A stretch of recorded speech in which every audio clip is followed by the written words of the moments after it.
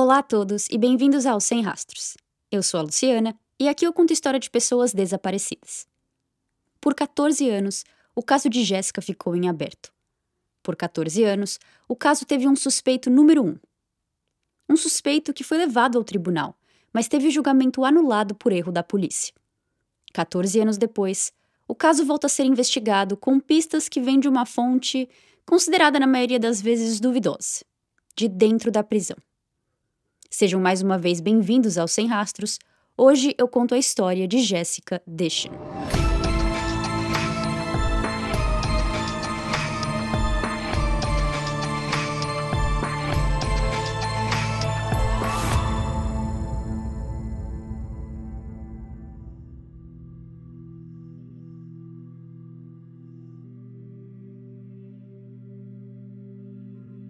As manhãs do ano 1999 começavam sempre igual na casa da família Deschan, na cidade de Shepherdsville, no estado de Kentucky, nos Estados Unidos. Edna, a matriarca, acordava às 4h30 da manhã e saía às 6 para o trabalho. Michael, o pai, acordava os filhos e saía às 6h30. Os irmãos Michael Jr. e Chris, de 13 e 12 anos, saíam juntos às 6h45 para pegar um ônibus para a escola. Por último, a filha mais velha, Jéssica, de 17 anos, costumava sair às 7h15 da manhã de carro para o seu penúltimo ano da escola, em uma escola diferente da de seus irmãos, por isso eles não iam juntos. Ao voltar do trabalho, à 1h30 da tarde, no dia 10 de setembro de 1999, uma sexta-feira, Edna viu o Pontiac Sunfire vermelho, o carro de sua filha Jéssica, ainda estacionado na frente de casa. Era para ela estar na escola aquele horário. Edna entra em casa chamando pela filha. Já que seu carro estava lá, Jéssica também deveria estar. A mãe chama, mas ela está sozinha em casa. Ela liga para o marido Michael e pergunta se por acaso ele levou a filha para a escola aquele dia. Não, por quê? Ele pergunta. O carro dela está quebrado? Não sei, por quê? Ele pergunta mais uma vez. Edna explica que o carro de Jéssica estava em casa, mas ela não. Eles tinham uma chave extra do veículo guardada na casa, então Michael deu a ideia de usá-la para ligar o carro e ver se está funcionando. Mas antes de fazer isso, só de abrir a porta, Edna percebe que algo ruim aconteceu. O celular, bolsa, mochila da escola e um tênis de Jéssica estava lá dentro. Quando eu digo um tênis, eu digo um de dois. Então, é como se ela estivesse usando outro e um ficou para trás no carro. Na tela do celular de Jéssica, 2 números apareciam clicados, 9 e 1. Ainda esperançosa que seu pior pesadelo não estava realmente acontecendo, Edna liga para a escola da filha, mas descobre que, infelizmente, Jéssica não apareceu para as aulas aquela manhã. Depois de exaustar amigos e familiares, ela conclui: Jéssica está desaparecida. Às 5 da tarde, os pais vão até a delegacia de Shepherdsville e, como muitos casos contados aqui, não são levados a sério. Jéssica tinha 17 anos. Ela deve ter fugido, saído com amigos. Logo ela volta. Um dos policiais chegou a dizer que ela deve ter ido a um jogo de futebol americano. Michael diz: Jéssica não fugiu ou foi a lugar algum com um tênis no pé e o outro descalço. Mas o xerife diz para eles voltarem na manhã seguinte, caso Jéssica ainda não tivesse voltado. Aquela noite não poderia ter passado mais devagar. Edna ficou acordada quase a noite inteira, esperando o sol dar o ar da graça para poder voltar na delegacia e falar: hoje é um novo dia e nada da minha filha aparecer. Edna e Michael estavam de pé às 5h30 da manhã daquele sábado e na porta da delegacia às 6 da manhã. Dessa vez, a polícia aceita fazer um boletim de ocorrência e a investigação começa em 11 de setembro de 1999, 24 horas depois de Jéssica ter desaparecido. A família Deschan estava esperando uma cavalaria aparecer em sua casa, à procura de sua filha, mas eles se deparam com uma viatura com 2 policiais dentro. Eles fazem algumas perguntas e decidem checar o Pontiac Sunfire de Jéssica, que continua estacionado no mesmo lugar. Sem luvas ou nenhum equipamento, os 2 abrem a porta e começam a tocar em tudo. De novo, sem luvas. Celular, bolsa, assento, volante, agora tudo estava contaminado pelas digitais dos 2 policiais. Enquanto isso, a própria família de Jessica começa a procurar por ela pela região. Shepherdsville, segundo o Google, tem uma população de 14 mil pessoas hoje em dia, e parece que metade disso em 1999. A cidade tem apenas 25 km² de área total, e assim também como sempre em cidades pequenas, eles não estavam acostumados com crimes grandes e misteriosos como desaparecimentos, e nem tinham policiais treinados para tais cenários. A cidade também é rodeada de mata, já que fica em uma localização bem rural. Stanley Dishon, tio de Jessica, disse ao seu irmão Michael que se alguém fosse matar e esconder alguém naquelas áreas, tinha que ser no River Bottoms. A tradução literal seria fundo de rios, mas não era isso que Stanley estava se referindo. River Bottoms era o nome dado a uma área da cidade, sem casas ou humanos por perto. E segundo um jornal local, é descrito como uma área conhecida como um depósito de lixo para lixos, veículos roubados e outros contrabandos. Então só existia gente lá para fazer alguma coisa ilegal ou suspeita. Os dois irmãos, mais outros voluntários, procuraram por essa área por um tempo, mas Stanley passou mal, vomitou e as buscas dos dois pararam. Mas a da polícia, com helicópteros, cães e mais voluntários, continuaram. 2 dias depois do desaparecimento, ainda sem respostas, Michael está lavando a louça, tentando manter um ar de normalidade, quando Chris, irmão de Jessica de 12 anos, corre para dentro de casa dizendo que tinha ouvido Jessica. Ele estava do lado de fora dando comida para os cachorros, quando disse que ouviu a irmã gritando por socorro. Michael pega sua arma e os dois saem correndo pelas ruas. Chegando perto da casa vizinha, eles veem fogo, uma fogueira grande, com seu vizinho queimando roupas e outras coisas. Michael pergunta ao vizinho se eles podiam procurar por Jessica em sua propriedade e o homem diz não. Jessica e família moravam em uma estrada longa que não tinha nada além de casas. Mas cada casa tinha um terreno grande, a maioria com hectares de tamanho.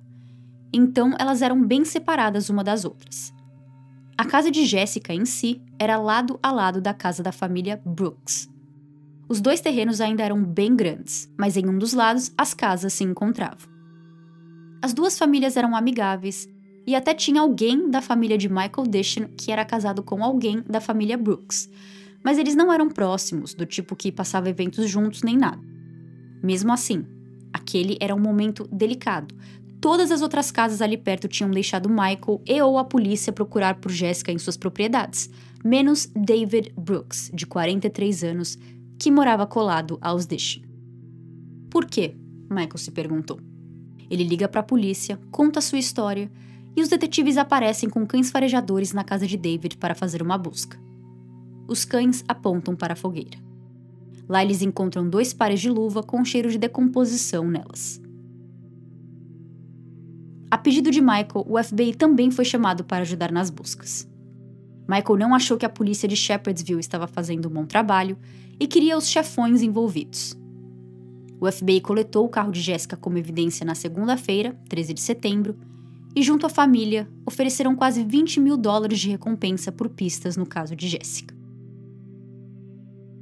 Na manhã de 27 de setembro de 1999, 17 dias depois de Jessica sumir, uma motorista de ônibus escolar passou por uma estrada pequena e rodeada de um grande nada, perto da área de River Bottoms, quando viu algo azul no meio de todo o verde.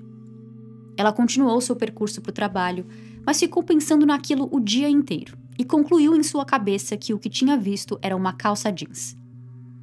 No final de seu turno, ela e uma amiga voltaram ao local, estacionaram o carro e andaram um pouquinho para dentro da mata para chegar perto do item azul.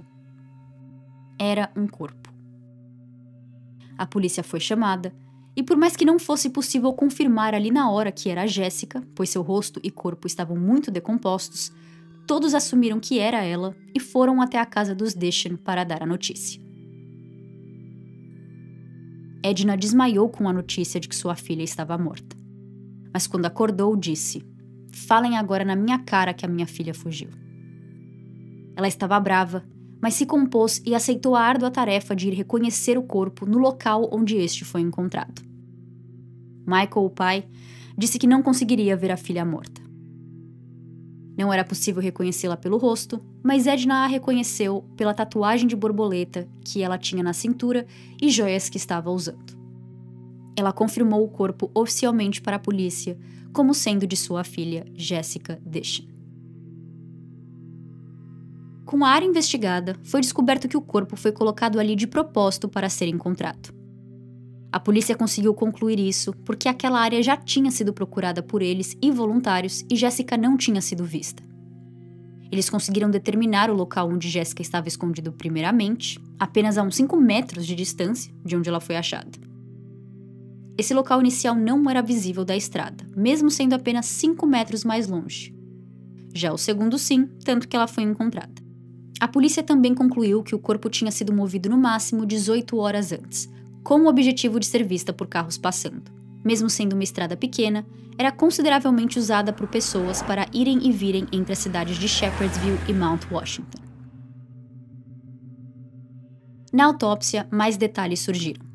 Seu rosto tinha uma marca de golpe, possivelmente um soco, pois foi forte o bastante para quebrar sua mandíbula.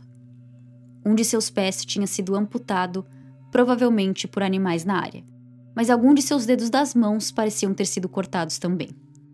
Em uma de suas pernas, ela tinha uma corda enrolada. 6 pelos pubianos foram encontrados em seu corpo, mas as raízes já tinham se deteriorado. Mesmo assim, testes para ver se ela tinha sido abusada sexualmente foram inconclusivos. Por último, sua causa de morte foi estrangulamento. Contudo, o legista dá mais uma informação chocante. Ele diz que Jessica não morreu no dia de seu desaparecimento, e sim que ela ficou viva por mais 2 ou 3 dias antes de ser assassinada. Jessica foi encontrada em 27 de setembro de 1999, e seu funeral se deu em 2 de outubro, em uma cerimônia com mais de 400 pessoas, celebrando aquela menina de 17 anos que era tão querida por todos. Com David já sendo visto como suspeito número 1 e Jessica encontrada, ele foi interrogado pela polícia e FBI várias vezes, antes e depois do corpo aparecer. Uma vez, ele disse que tinha visto Jessica na manhã em que ela desapareceu, andando em uma certa direção da rua que eles moravam. Outra vez, ele disse que não era possível ele ter a visto aquela manhã, porque ele estava na cama com a mulher fazendo sexo.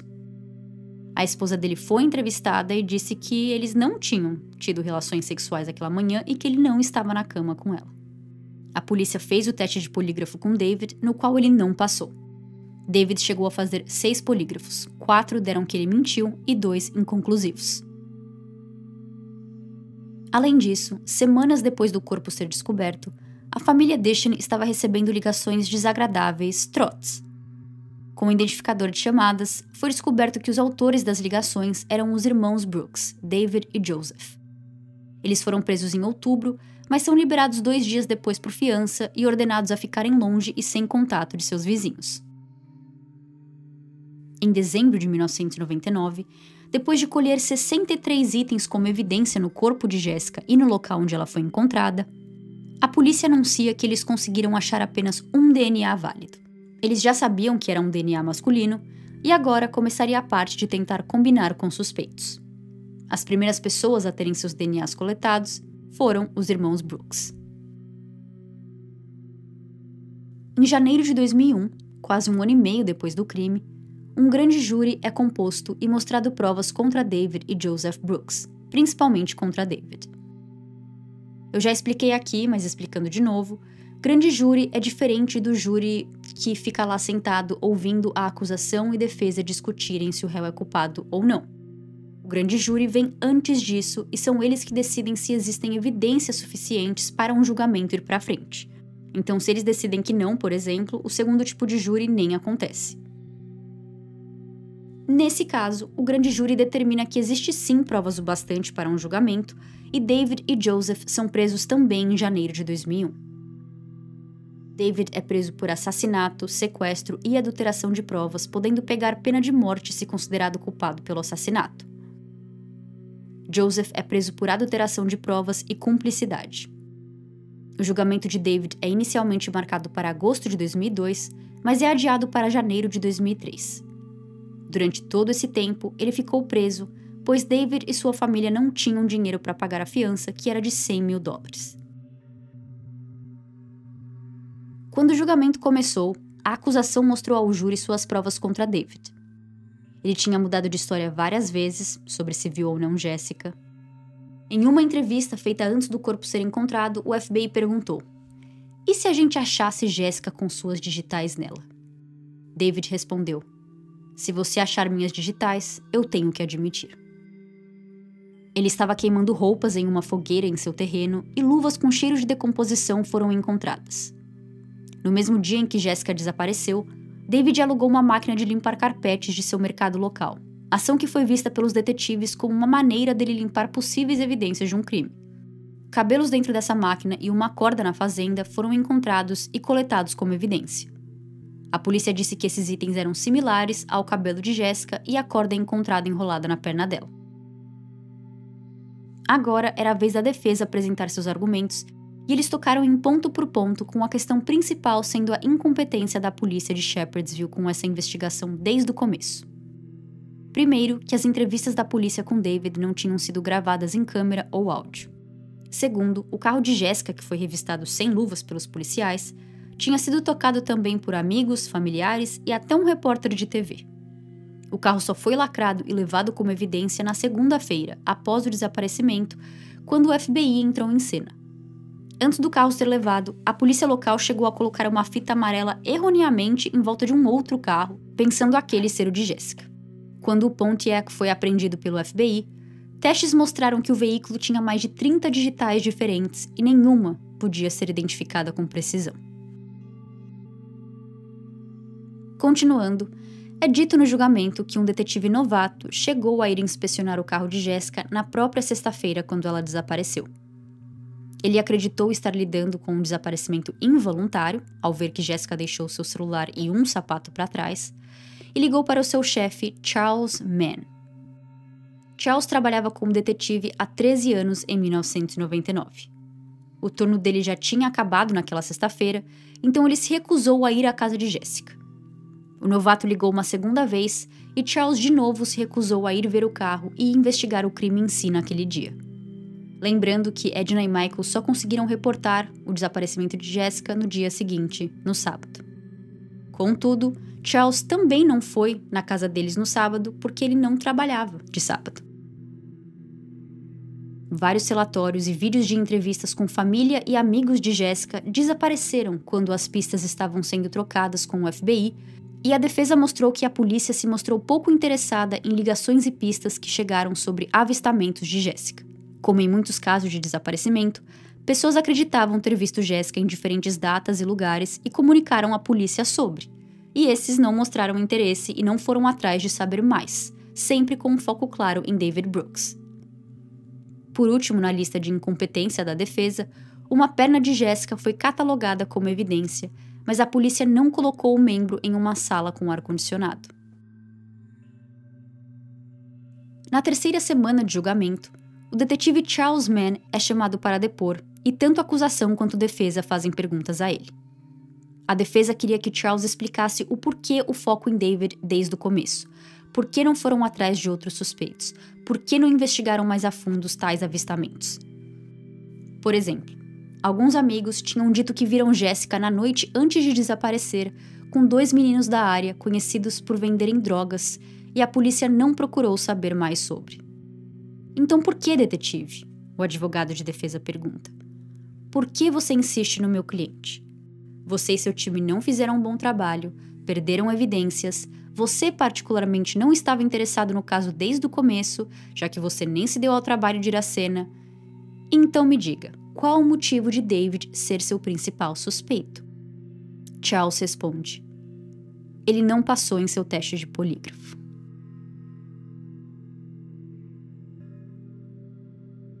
Eu deixei esses segundos em silêncio porque, se você ouve podcasts sobre crimes reais com frequência, ou, sinceramente, se você assistiu alguns documentários, ou se você assistiu Law & Order crescendo, independente do quanto você é conectado a casos de crimes ou não, você deve saber o que aconteceu em seguida. A defesa prontamente protestou, e o juiz também prontamente pediu desculpas ao júri e disse que não tinha outra escolha além de anular aquele julgamento. O julgamento, que já estava em sua 3ª semana, acabou assim de um momento para o outro por causa de uma simples frase, de uma simples palavra. O pai de Jessica ficou muito bravo e começou a gritar ali mesmo na corte, mas a decisão do juiz era a final. Testes de polígrafo são inadmissíveis na corte, em tribunais, no julgamento. Eles não podem nem ser mencionados. A polícia, a defesa, a acusação, seja lá quem estiver depondo, eles não podem nem falar da existência dele, pro bem ou pro mal. Então não pode ser usado nem para falar que passou e nem que não passou. E muito menos respondendo à pergunta do porquê você insiste no meu cliente. Com o julgamento cancelado, 5 dos 12 júris aceitaram conversar com o jornalista e deram detalhes sobre o que estavam pensando. Eles disseram que nenhuma evidência realmente conectava David a Jessica e que eles estavam inclinados a inocentá-lo. Uma das juradas disse: "Não tinha nada o conectando ao caso. Tudo que a acusação conseguiu provar era que Jessica estava morta." Eles expressaram frustração ao falar sobre o fato de que David estava preso durante os últimos 2 anos, esperando pelo julgamento, baseado em evidências tão vagas. Um júri disse: "Ele não tem como ter esses 2 anos de volta. Ele deveria receber algum tipo de compensação." 4 dos 5 júris acreditavam que a fala de Charles Mann tinha sido proposital. Primeiro porque ele era detetive há anos, ele tinha que saber que falar aquilo era proibido. Mas principalmente porque até então, muitos erros da polícia estavam vindo à tona. E um julgamento nulo era melhor do que um veredito de inocente por causa da regra de Double Jeopardy. Como eu expliquei lá no meu 2º episódio na história de Patty Adkins, nos Estados Unidos, tem uma emenda na Constituição que se chama Double Jeopardy, onde é dito que ninguém pode ser ameaçado em vida 2 vezes pelo mesmo crime. O detetive Charles chegou a ser brevemente investigado para descobrir se ele falou sobre o polígrafo de propósito, mas ele disse que não sabia que não podia falar do teste e que não tinha sido bem preparado pelo time da acusação. O juiz decidiu inocentar Charles, acreditando que ele não sabia, que não fez de propósito, mas ele foi rebaixado em seu trabalho, passando de detetive para um policial do condado.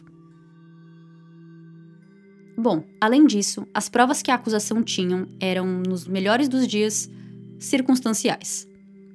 A corda ser similar não era uma prova boa, pois a polícia não provou que definitivamente a corda de Jessica veio da corda de David.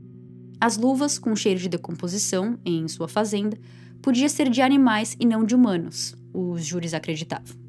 E por último, os cabelos encontrados na máquina de limpar carpete de David.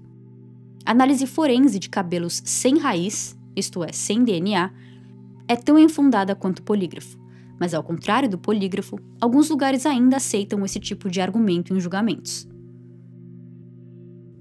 Eu achei um site de advocacia, que está listado como fonte lá no site, que explica o porquê a análise de cabelo não é uma boa. O problema com a análise de cabelo é que especialistas forenses não concordam sobre quais características usar, nem sobre quantas características semelhantes são necessárias para ter uma combinação. Enquanto alguns especialistas dizem que 6 ou 7 características são bastante, outros precisam de 20 ou 30 para dar uma conclusão. Em um exemplo, um agente concluiu que apenas 3 características eram o bastante em um caso. 1, que o cabelo era preto, 2, que era de cabeça humana, e 3, que era de um afro-americano. Com isso, o especialista disse que o cabelo era do réu em questão. Enfim, ao final do julgamento anulado, o júri acreditava que a polícia não fez uma boa investigação, a ponto de estarem todos de acordo em inocentar David, e a população, que estava acompanhando cada passo do caso, acreditava que a polícia vacilou e, com isso, deixou um assassino voltar para as ruas. Com o erro do detetive Charles e a anulação, a polícia garantiu a possibilidade de um outro julgamento no futuro.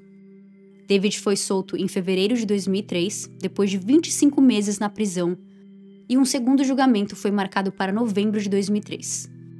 Mas, em uma audiência preliminar em setembro, a promotoria pediu para que todas as acusações contra David fossem retiradas e que eles não prosseguiriam com mais um julgamento. A polícia até devolveu os pertences de Jessica encontrados em seu veículo para os pais, o que mostrava que eles não tinham intenção nenhuma mesmo de seguir em frente com o segundo julgamento contra David. Edna e Michael estavam arrasados, como qualquer pais ficariam, ao ver o caso de sua filha aberto, não solucionado e ninguém se mexendo para solucionar. E assim, sem novidades e sem esperanças, o caso ficou até o ano 2012, 13 anos após o crime. Lembram que no julgamento foi dito que um detetive novato chegou a ir na casa de Jessica na própria sexta-feira, ligou para o chefe Charles 2 vezes tentando falar que o caso era sério e Charles não se importou? Pois bem, esse novato era David Greenwell, e agora ele não era mais novato. Ele foi votado como xerife do condado de Bullitt em 2010, que era o condado onde a cidade de Shepherdsville era localizada. Em 2012, ele decidiu chamar a detetive Lynn Hunt para o seu time. Lynn Hunt tinha quase 25 anos de experiência na área de segurança pública. Ela era gerente ou detetive-chefe, não sei quais são as nomeações para esses tipos de cargo, mas ela comandava a unidade de crimes sexuais e abuso a idosos em Louisville, cidade vizinha a Shepherdsville, mas parte de outro condado. Em agosto de 2012, ela decidiu se aposentar e saiu de seu trabalho como chefe mor. E sua aposentadoria durou um total de 3 meses, pois Greenwell a convidou para trabalhar no condado de Bullitt, na unidade de casos antigos e não solucionados. Quando ela chegou para trabalhar, o condado tinha 5 casos frios para serem investigados, e pela magnitude que tinha sido o caso de Jessica, ela decidiu deixá-lo por último. Essa informação eu peguei em um jornal local, de uma matéria de 2015. Em documentários feitos sobre o caso de Jessica mais recente, ela fala exatamente o contrário, que ela escolheu o caso de Jessica como primeiro para tentar resolver porque ela conhecia o caso, porque era um caso tão famoso. Mas mesmo que o jornal esteja correto e ela de primeira tenha decidido deixá-lo por último, seus planos mudaram em junho de 2013, trazendo o caso de Jessica à frente. Um presidiário entrou em contato com a polícia, dizendo que sabia quem tinha matado Jessica Deschen. Mas vamos voltar um pouco aqui. Antes de falar sobre esse informante na prisão, vamos falar sobre as coisas que Lynn encontrou em sua nova investigação do caso. Ela teve acesso às caixas e anotações da investigação original da polícia. Ela também foi na casa da família Deschen. Edna e Michael se separaram em 2009, mas como pais, eles estavam muito felizes de saber que o caso estava sendo visto com novos olhos e deixaram Lynn entrar no quarto de Jessica. O cômodo continuava igual a 1999. A família não mexeu em nada, não transformou o quarto de Jessica em hóspedes, escritório, nada. Virou um pequeno memorial para Jessica e um local para a família se conectar com a filha. Michael tira uma caixa do armário e dá para Lynn. Dentro estão as evidências que a polícia devolveu a eles depois da anulação do julgamento de David Brooks. Por último, Lynn contata o advogado de David, pedindo pelas caixas e anotações da investigação deles, da defesa, e eles entregam a ela. Eu ouvi em outro podcast sobre esse caso o porquê a defesa faria isso. O caso está sendo reinvestigado. Por que a defesa deixaria a polícia ver a sua investigação, que possivelmente poderia fazer o seu cliente ser acusado de novo daquele crime? Mas não temos resposta para isso. Talvez a defesa realmente acreditava que seu cliente, David, não era culpado e por isso deu as caixas para Lynn. Com tudo isso para rever, a detetive Lynn descobre que David Brooks tinha um QI baixo. Ele pontuou 69 em um teste e 77 em outros 2. Como eu falei no caso de Denise e Amber Lee, o QI médio para um humano é 100, e abaixo de 70 pode ser considerado intelectualmente deficiente. A acusação sabia disso na época do julgamento em 2003. Pelo que eu entendi, todo mundo que espera por um julgamento, não sei se só de crimes hediondos ou qualquer tipo, precisa passar por uma avaliação psiquiátrica. E foi dito que David tinha esse QI baixo e, mesmo assim, a acusação foi em frente com o julgamento. Segundo, lembram do único DNA que foi encontrado no caso de Jessica? David e irmãos deram amostras de seus DNAs já em 1999, antes mesmo do DNA ser encontrado. Cientistas analisaram os 2 DNAs dos irmãos e em novembro do ano 2000 foi confirmado que não combinavam. A polícia também já tinha essa informação quando prenderam e acusaram David de assassinato em 2001, ignorando completamente um teste de DNA, que costuma ser a maior evidência que você pode ter, seja para culpar ou inocentar alguém. É compreensível que David agiu de um modo suspeito e que durante todos esses anos, com o caso não solucionado, ele continuou sendo o primeiro e principal suspeito do crime. Mas, uma pessoa com QI baixo pode ser manipulada com mais facilidade. Ou pode até ser que David não entendeu certas perguntas que recebeu da polícia. E isso também quer dizer que ele não podia nem ter feito o teste de polígrafo. Mesmo que fosse permitido na corte, ele teria se tornado inadmissível, já que foi feito em uma pessoa que nem terminou o colegial e com um QI tão baixo. Continuando a investigação, Lynn deu mais atenção para o que o detetive Charles Mann e equipe não deram em 1999. A história de que Jessica foi vista com 2 amigos que também eram traficantes. Um deles tinha morrido anos antes em um acidente de carro, mas o segundo, chamado James, estava preso por crimes relacionados a drogas. Lynn o visitou na prisão e James disse que não tinha matado Jessica, e que naquela noite, seu álibi era que ele estava hospedado em um hotel com uma namorada. Lynn foi até esse hotel 14 anos depois para ver se conseguia confirmar esse álibi. E não é que ela conseguiu. O hotel não tinha câmeras nem nada do tipo, mas tinha um cara que trabalhava na manutenção que já estava lá há muito tempo, incluindo 1999. Ele disse que se lembrava do caso e se lembrava de James hospedado lá na fatídica noite. Acreditando que David e James eram inocentes, agora é a hora da detetive Lynn falar com o informante e ver o que ele tinha para contar. É muito difícil histórias verdadeiras virem de cenários assim, então Lynn estava preparada para perder seu tempo. Esse presidiário diz que ficou na mesma cela que um outro presidiário entre 2011 e 2013, e esse confessou ter matado Jessica. Nos jornais da época, reportando essas notícias, esse informante é chamado de X, então vou chamá-lo assim. X conta que seu colega de cela disse que tinha um relacionamento com Jessica e estava com ciúmes que ela tinha arranjado um namorado de sua idade. A parte da idade é importante, porque Jessica tinha 17 anos e esse homem 40, em 1999. Ele estava com ciúmes e foi na casa dela naquela manhã para confrontá-la.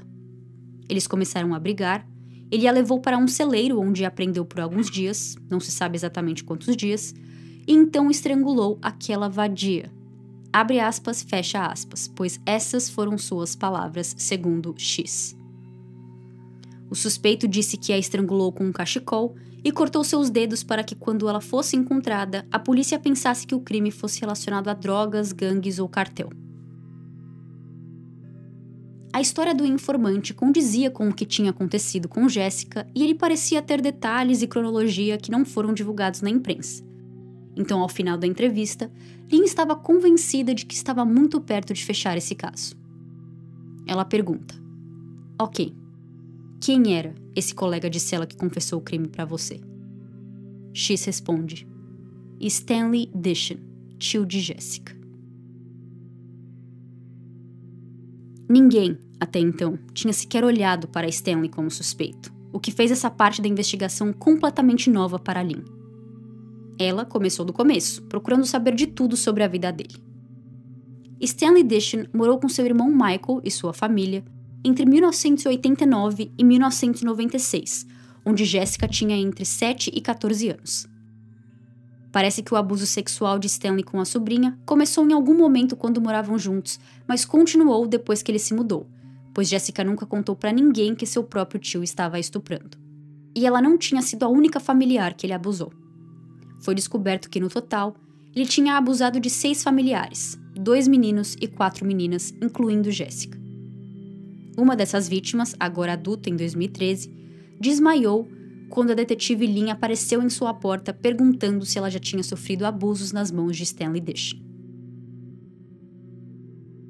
Em 2002, Stanley foi condenado a 10 anos de prisão por abuso sexual de 2 garotas, uma de 8 e outra de 10 anos. Uma delas também era sua sobrinha, assim como Jessica. Ele se declarou inocente, mas aceitou fazer um acordo de Alford, chamado de Alford Plea em inglês. Praticamente o que isso significa é que você está falando assim: Eu sou inocente, mas eu entendo que existem provas o bastante contra mim e que eu poderia ser considerado culpado se a gente fosse a um julgamento. Então a pessoa aceita o castigo, mas sem aceitar a culpa, praticamente. Stanley já estava perto de ser solto em 2013 pelo crime contra as 2 meninas, mas em agosto ele foi acusado mais uma vez de abuso sexual, agora de uma garota de 12 anos de um caso antigo, de 1982. Com Stanley preso, Lynn aproveitou o tempo para procurar por mais provas contra ele. Junto de Michael Jr., irmão de Jessica, que nessa época tinha entre seus 27 e 29 anos, eles voltaram ao local onde o corpo foi encontrado. Stanley tinha dito ao informante X que ele enterrou outro tênis dela bem próximo do corpo dela, e se Lynn encontrasse o item, o caso ficaria redondinho contra ele. Lynn e Michael Jr. procuraram por horas, mas não encontraram nada de útil. Chovia sem parar durante todo esse tempo e depois de 6 horas, os dois decidiram ir embora.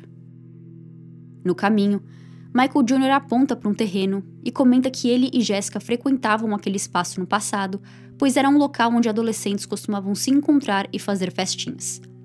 Lynn olhou e viu um terreno com uma espécie de galpão e o que tinha ao lado do galpão? Um celeiro. Stanley disse que levou Jessica a um celeiro. Será que era aquele? Aquele local ficava a menos de 2 quilômetros de onde Jessica foi encontrada. Lynn decidiu parar e entrar no terreno, que parecia abandonado, cheio de itens desconexos e velhos. No meio de tudo, Lynn vê um lençol de elástico que parece ter marcas de sangue. Ela diz para Michael Jr. que o lençol se parecia com a colcha que estava naquele momento na cama de Jessica, colcha que estava lá desde 1999. Eles vão direto para a casa da família Deschan para rever o quarto. E ao puxar a colcha, a prova que precisava. A cama estava sem o lençol de elástico. Por último, Lynn disse que achou em uma das caixas de evidência da defesa uma carta de 2002 de outro presidiário, conhecido como Informante Y, dizendo que tinha sido colega de cela com Stanley e que a polícia deveria investigá-lo. Nem defesa, nem acusação se importaram em olhar essa pista. Lynn também entrevistou Y na prisão e sua história era muito parecida com a do informante X. Juntando as duas, Lynn não tinha mais dúvidas de que tinha o cara certo pelo crime. E é bom deixar claro que nenhum deles recebeu nenhum tipo de benefício por ter contado isso para a polícia. As penas não foram reduzidas ou nenhum luxo foi dado dentro da prisão. Aqui vemos um exemplo raro onde esses prisioneiros só queriam ajudar ou, mesmo que quisessem algo em troca, não receberam e abriram a boca mesmo assim. Em outubro de 2013, finalmente, Stanley é acusado pelo sequestro e assassinato de sua sobrinha Jessica e de mais outros 2 casos de abuso contra membros de sua família nos anos 90.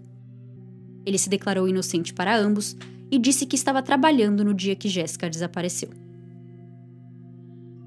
Michael teve dificuldade de acreditar na culpa do irmão, mas depois de encontrar mais vítimas dentro da família, Michael não teve o que fazer senão acreditar. Lynn deu um toque nele antes de tudo acontecer, dizendo que ela ia acusar Stanley pelo crime contra Jessica, e Michael respondeu que se seu irmão era culpado, ele queria a pena de morte. Porém, o caso não chegou a esse ponto. Um julgamento foi inicialmente marcado para Stanley, mas no final, a promotoria e a defesa chegaram em um acordo onde o crime de assassinato doloso mudaria para culposo e o crime de sequestro e estupro seriam retirados.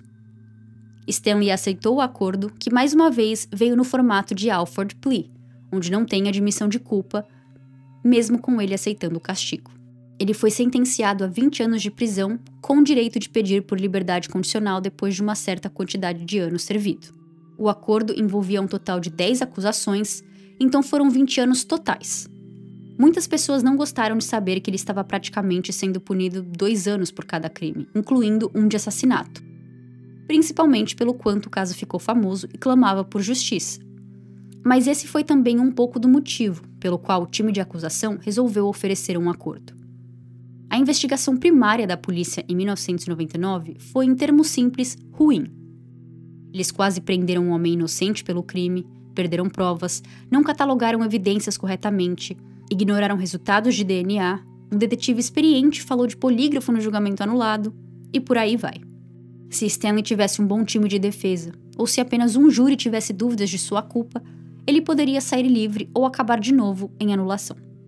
Com tudo isso para considerar, o acordo foi criado. Uma condição muito importante que veio com esse acordo é que Stanley não pode apelar. Isto é, ele aceitou o acordo de 20 anos, então ele tem que cumprir sua pena e ponto final. Se ele mudasse de ideia em alguns anos e resolvesse que quer apelar sua sentença por qualquer motivo, por não ter achado que o acordo foi justo, essa condição do acordo o proíbe. Em março de 2015, em sua última audiência na corte, onde Stanley foi comunicado de sua pena oficialmente, 3 vítimas, membros de sua família, fizeram uma declaração que, em inglês, se chama Declaração de Impacto da Vítima. Um dos garotos abusados, já adulto em 2015, disse que agora ele era um homem e que se ficasse sozinho com o tio por 10 minutos em uma sala, o tio não sairia vivo. Já uma das vítimas, mulher, disse que se arrepende de ter contado sobre o abuso para sua família, pois isso os dividiu e muitos ficaram do lado de Stanley. Hoje em dia, 2022, Stanley tem 64 anos e se encontra preso na penitenciária estadual de Kentucky. Sua sentença acaba em agosto de 2033 e o mais cedo que ele pode tentar pedir por liberdade condicional é em 2028. De acordo com sua ficha online, dos 10 crimes pelo qual ele se encontra preso, 2 são por abuso sexual, 3 por incesto, 3 por sodomia, 1 estupro e 1 homicídio culposo. Em 2019, ele concedeu uma entrevista para um repórter local, onde ele continua negando o crime e disse que o chateia muito que seu irmão Michael nunca o visitou. Ao contrário do que Stanley contou para os informantes X e Y, ele não estava tendo um relacionamento com Jessica. Ela era sua sobrinha, menor de idade, e ele a abusava há anos.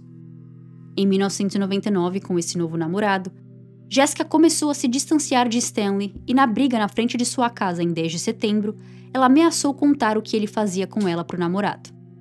É acreditado que a briga virou física, fazendo Jessica perder um sapato dentro do carro e começar a discar 911 no celular, sem conseguir terminar.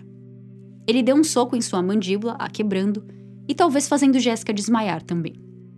O que aconteceu em seguida não se sabe, mas com a evidência do lençol, é acreditado que ele entrou na casa e tirou o lençol da cama, talvez porque seu DNA estava ali, talvez para ajudar a carregar Jessica para o celeiro, não sabemos. Ninguém nunca percebeu que o lençol tinha sumido, porque Stanley rearrumou a cama, colocando a colcha por cima, e os pais dela nunca mexeram no quarto. Depois de nocautear Jessica, Stanley a levou para o celeiro, onde ela ficou viva entre 1 ou 3 dias no máximo. Ele nunca especificou quando exatamente a matou, já que ele nunca confessou o crime, apenas para os informantes, mas no tempo que ela ficou detida, ele a estuprou e então a matou. Ele de primeira escondeu o corpo de Jessica na área de River Bottoms, mas bem escondido, tanto que ninguém a encontrou. Querendo que alguém a achasse por algum motivo, talvez a única gota de decência que ele tinha em seu corpo, porque achar um corpo é uma espécie de resolução para a família, no dia 26 de setembro de 99, ele voltou ao local e a moveu para mais perto da rua para que carros passando conseguissem vê-las. A mudança de local funcionou e ela foi encontrada no dia seguinte, 27 de setembro. Antes de fazer essa mudança foi quando ele passou mal naquela busca com o seu irmão e eles tiveram que parar no meio e voltar para casa. E parece que é porque eles estavam chegando perto de encontrá-las na primeira localização, no local original onde ele tinha a colocado. Em 2005, o detetive Charles Mann, culpado pela anulação do julgamento de David Brooks, morreu. Em 2021, David Brooks morreu de parada cardíaca. Com tudo o que sabemos até hoje, parece que David passou trotes e se tornou um vizinho ruim após o desaparecimento de Jessica, porque ele estava sendo visto como suspeito. Com sua falta de educação escolar e QI baixo, sua esposa e muitos comentam que ele estava genuinamente chateado com os Dishon, de ser visto como uma pessoa má, capaz de assassinato, e seu jeito de retaliar foi passando trotes. Quando ele saiu da prisão, depois de 2 anos preso injustamente, ele disse que entendia a dor de Michael e Edna e que se aquilo acontecesse com ele, ele se sentiria muito triste também. Desde 1999 até o final de sua vida em 2021, David continuou vivendo em Kentucky com sua esposa e 5 filhos. Em 2005, ele salvou várias crianças de um incêndio dentro de um trailer e esse ato heróico o deixou com problemas respiratórios que o fez não poder trabalhar mais. Esse foi o caso de Jessica Dishin.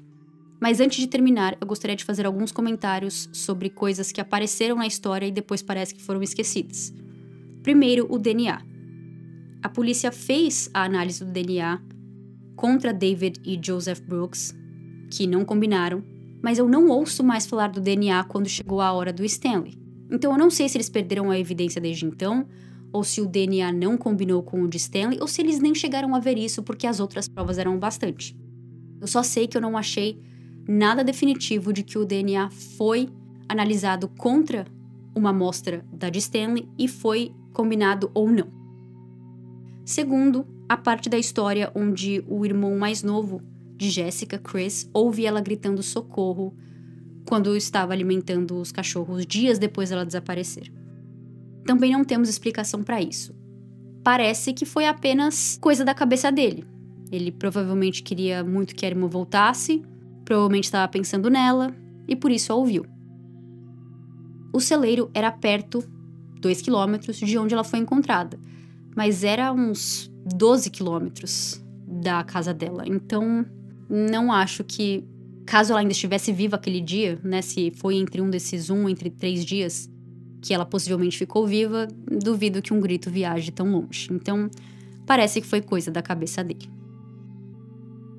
Mesmo sendo mais velha, com irmãos pré-adolescentes, Jessica adorava passar tempo com eles e sempre os incluía em passeios. Michael Jr. conta que Jessica disse a ele que ela não levaria eles a lugar nenhum quando tirasse sua CNH, mas que era balela porque ela sempre lembrava deles e passeavam juntos. Michael pai disse que a filha era o tipo de pessoa que pararia para ajudar você se tivesse com o carro quebrado no acostamento. Jessica parecia ser uma adolescente com traumas, mas que ainda assim estava disposta a ter uma vida normal, a namorar, a ter amigos, a trabalhar e tentar deixar aqueles que a faziam mal para trás. Quando decidiu confrontar seu tio, acabou perdendo sua vida. Descanse em paz, Jessica.